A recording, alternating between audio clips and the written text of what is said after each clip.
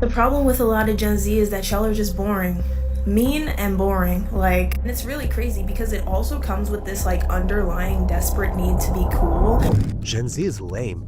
You guys are really lame. This morning on the radio host was saying that Gen Z are boring, right? Because we don't go out partying, we don't have crazy wasted nights. I really hate this generation. I hate how no one has a mind or a personality of their own. It's so rare to come across somebody who is just different. My biggest issue with everyone in Gen Z is that they're completely incapable of having a face-to-face conversation. My generation's cowardice is ruining our ability to find meaningful relationships. Gen Z is in the middle of a personality apocalypse, and it might be making us the most boring generation in history.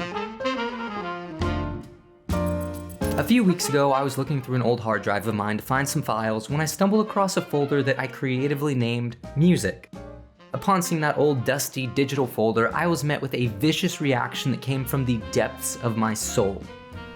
Cringe. Now, at first glance, you may think that this is a folder that contains music that I enjoy listening to, or maybe it even includes some kind of sheet music because, I don't know, maybe you assume I play an instrument, I don't know. But it was much worse than that. Trapped within that folder were songs that I created. To me, these served as forms of creative expression, a way to have fun, or even just a way to make goofy songs that served no real purpose beyond tickling my ears. However, there was one thing that remained consistent throughout all of these songs. Nobody was supposed to hear them. I figured that if people heard these creations of mine, they would think that I was cringe, that it would somehow invalidate the joy that I had from making these, or worst of all, I would be referred to as a SoundCloud artist. Oh my gosh, that's terrible. And because of those fears, I removed that part of my personality from public view, and eventually it disappeared from my personality altogether. So of course, when I saw that folder named Music, you probably would think I just would skip over it, forget about it, and let it rot away in the depths of my hard drive. But I didn't do that.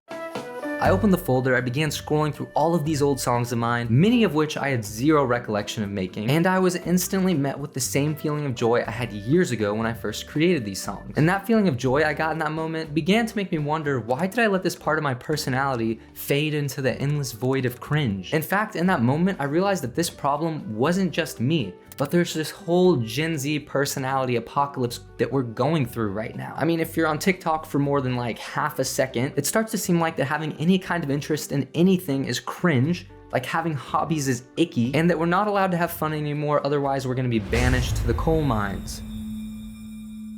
Sometimes people are pushed so far down into these proverbial coal mines that they come out looking like this.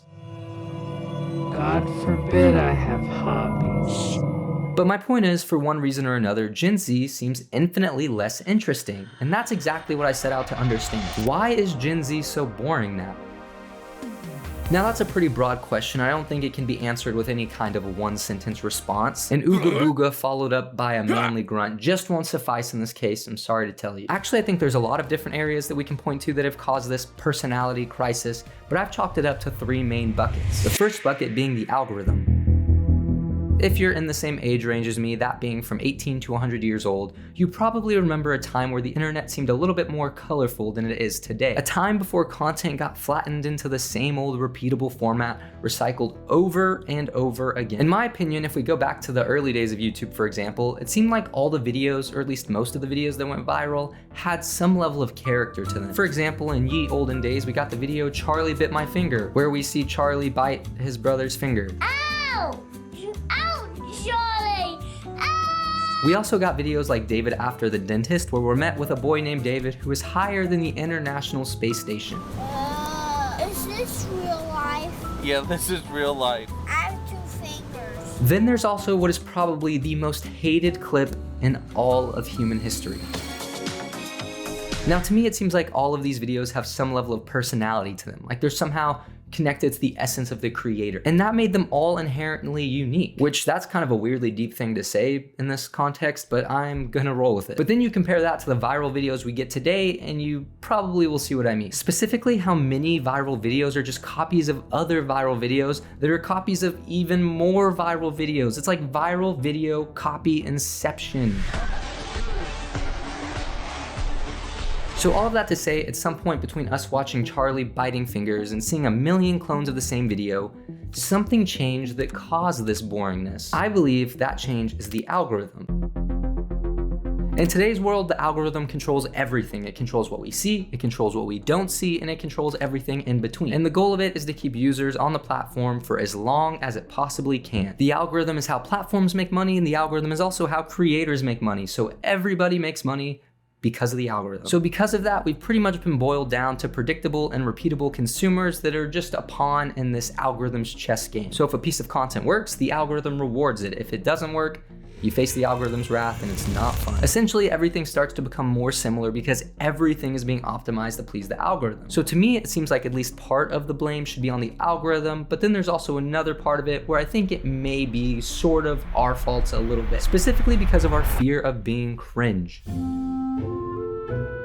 If you listen to the internet at all, everything is cringe. Everything that has ever existed in the universe is cringe. And as we all know, being dubbed as cringy is the worst fate a human can ever receive. It's worse than being called a SoundCloud artist. And because of that, we try everything we possibly can to not be called cringy, and because of that, it flattens our personalities a little bit. Which honestly, like I said earlier, that was part of the reason I never showed my music to anybody. But the problem with this is that the word cringe seems like it has become such a broad term. I mean, people use it to describe everything. People use it to describe things that they don't like, things they find weird, or things they just aren't used to seeing. The window of what is considered non-cringe is a very small one, and honestly, this is something that I think social media probably makes a little bit worse. Just recently on TikTok, there's this video that went viral of a girl named Megan talking about her experience at a Somber concert, and I bet you can guess what one of the critiques of this concert was. I went to go see Somber Sunday night at the Anthem in DC. I don't really go to concerts that often unless I really love an artist. I was so excited to see this performance.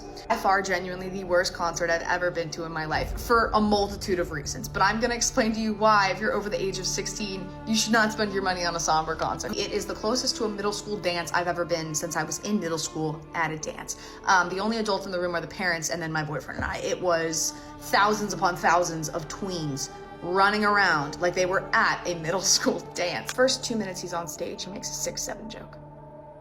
I'm not even kidding you. And all the tweens, about 30 minutes in, he cuts all the music and he's like, we're now gonna have the Somber dating show. Raise your hand and come on up on stage if you wanna call your toxic ex. Make sure it's toxic and make sure there's somebody who's gonna pick up. Again, all the tweens. I've never had such secondhand embarrassment for someone and felt such a deep cringe. Like, you know, if you see like something cringe online, you can just like exit out or something, right? I'm sitting there, I was like, wow, I paid money to see this. Like, I paid money to suffer through that. I cut out a ton from this video, but as you can see, Megan is absolutely scarred to the core of her being. It seems like this concert created a cringe that is so radioactive that it makes Chernobyl look like a Chuck E. Cheese ball pit. For this entire 8-minute video, she's ranting about this concert and how it seems like it was for teenagers, and that's her basis for calling the cringe police on this. Which, to be clear, I'm not saying that she's wrong in saying or thinking that this is cringe, but I'm more so talking about the power of the word itself. So much power, in fact, that this video actually prompted a response from Mr. Somber himself, and one of the things he specifically cited was that she called it cringe. I thought I was chronically online, but it's just come to my attention that there's a TikTok drama going around because a 25-year-old attended my concert and was basically complaining that there were too many tweens there, I was making too many brain rot jokes, and she just thought it was a cringe concert. And also she was body shaming me, and it's kind of started a massive body shaming hate train directed towards me on a lot of videos of me on the internet right now, which is, I totally respect people having opinions, but I am a 20-year-old artist, freshly 20. And if you're 25 years old and you're gonna come to my concert and not expect people younger than you to be there when I, the artist, am 5 years younger than you, it's just a skill issue. Only in this magnificent age of TikTok can we experience an inconsequential TikTok drama where one person is referring to another person's complaints as a skill issue. But I feel like this feeling of trying to avoid being called cringe at any cost has started to make us a little bit more boring. We're afraid to highlight certain parts of our personality. I mean, we can even take a look at hobby culture on TikTok. Cringe is a big part of it. I feel like in one way, shape, or form, people are always talking about how certain hobbies are cringe and how certain hobbies aren't, or how you're a literal villain if you call a hobby cringe. And in some cases, these videos on Hobby Talk venture into an area of cosmic cringe cringe that I don't even really know how to feel about. Welcome to Cringe Binge. Today, we're making a paper dragon. This is a brand new series where I try cringe hobbies that kids enjoy on the internet. Maybe I make them more normal, maybe I get doxxed. We'll see. The series might be dead before it even starts. Oh yeah, let me make a quick paper dragon. This took me 6 hours! I literally cannot even put into words the level of fever dreamness that this puts into me. Everything about this video, from the music to the voiceover to what she's wearing, just crashes the hard drive in my brain. It makes me feel weird. Like, I feel like I shouldn't be watching this. But at least she's not cringe. That's a plus. This took me 6 hours! And it actually kind of sucks too, because I think this whole cringe movement is starting to prevent people from doing things that they find fun or participating in activities that they'd enjoy. And it's not like this is some inconsequential, unimportant thing. I mean, hobbies have a lot of benefits, especially with mental health, but we're too afraid of being called cringe. So that's another reason that I think Gen Z is starting to become more boring. But there's one more bucket that I want to talk about, and this one might be the hardest to overcome: boredom. In today's fast-paced world of short-form content and dopamine hits, we're constantly looking for ways to keep our brains stimulated. I mean, for a lot of us, it's hard to go through an entire episode of anything without reaching for our phone and playing a level of Candy Crush. I can't even edit videos sometimes without having another video playing off to the side. And the craziest part is when I do that, I don't even remember what the video I was watching is about. Like, nothing sticks with me. No information from that video sticks with me. It's as if I didn't even watch it. It's like the only thing my brain wanted was the tickle of the sound waves from the video. And judging by the amount of videos on TikTok that are saying similar things to this, it seems like this is a pretty big issue going around. Specifically videos like this that I think are slightly comical but also speak to a deeper truth. I used to hate it when people would say, Gen Z's attention span is so bad. Yeah, okay, just because I like being entertained doesn't mean my attention span is bad. But then I did some self-assessment. It's pretty bad. I remember I was like 12, 13, 14 years old playing Fortnite on my laptop. And I've had my phone like this playing YouTube at the same time. I remember I'd have earbuds in going to my phone and then my headphones over my earbuds. Now I can't even watch YouTube. It's not fast-paced enough for me. The only times I'll go on YouTube is when I'm too tired to scroll on TikTok. And I'll feel productive by not scrolling on TikTok or just watching YouTube videos that, like, look at me, I watched a YouTube video, not that degenerate TikTok. But what does this have to do with Gen Z having no personality? Well, this point goes back to specifically when I was talking about how the algorithm was designed. Our boredom is weaponized against us by the algorithm to keep us consuming more. And then we fall into the clammy, gross hands of the algorithm. We start to become slaves for this constant need of dopamine and start reverting back to the same methods to get this dopamine. And then we become less interested in other things. It reminds me of a couple of days ago when I was at the store getting things people get at the store. I was perusing the shelves and all of a sudden I hear what sounds like someone on the phone behind me. And it wasn't quiet either. I mean, it was pretty loud. Like, I think everybody in the aisle could hear it. And I was like, wow, this guy is either very brave or very inconsiderate for putting all of his business on blast like this. But then I turn around to see who this person is because, you know, you have to see who it is. And it turns out this person is just watching Instagram Reels while walking through the aisle and shopping. That is a whole nother level of brain rot. This guy's brain is cooked to the absolute max. And it wasn't like this is some little kid, this was a full-grown adult. And I feel like that's probably gonna become a core memory for me because I don't ever want my brain getting to that point. And not only am I afraid of personally getting to that point, but I'm kind of afraid of society as a whole getting to that point. Because collectively, if all of our brains are rotting from watching all the Italian brain rot memes, then I think it can probably lead to a certain level of decline in society. I guess this is something that a lot of people are starting to recognize though, because I've started to see a new trend on TikTok where people are just raw dogging boredom. Essentially what that means is they are just doing nothing for a specific period of time. Raw dogging boredom for 15 minutes a day.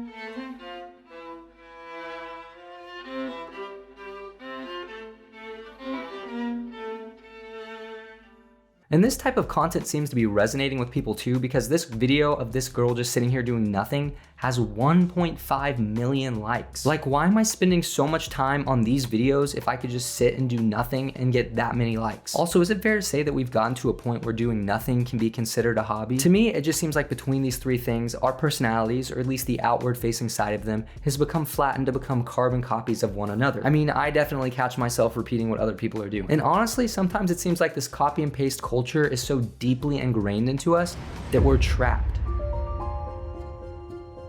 We scroll and scroll and scroll until we get tired.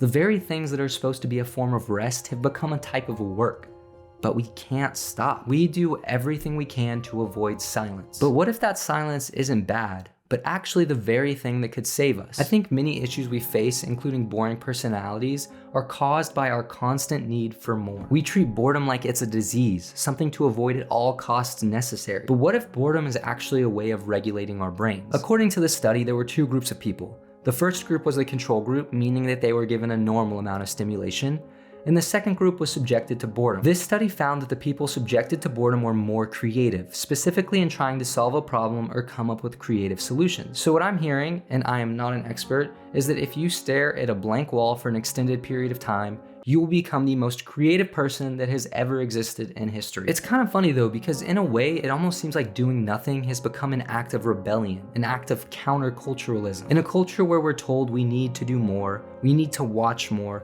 a culture where it seems like we never have enough, boredom seems like a reversion back to the way things were intended to be, the way creation designed us to be. So maybe you don't need to watch TikToks first thing in the morning. Maybe we don't have to see everything everyone says. Maybe sometimes we can just sit and appreciate the natural world that we've been gifted. Maybe all the noise, all the content, all the never-ending notifications that can crowd our brain, we can turn it into this. And that way we're starting to leave room for ourselves to more deeply explore who we are and who we are made to be. Maybe our lives and personalities shouldn't revolve around the culture, but instead revolve around something that's more powerful and more long-standing. When I was scrolling through the old music I made, I was reminded that there's so much more to me than just what I feel like the culture wants me to be. I was reminded that I was created with purpose, and the more I try to run away from that, the more I'm only hurting myself. So maybe it's time I share one of these songs with those of you who've made it this far into the video. Not because I think it's good, because it's not because I want validation, or not even because I want you to like it, but just because it's part of who I am. And I'm happy with that.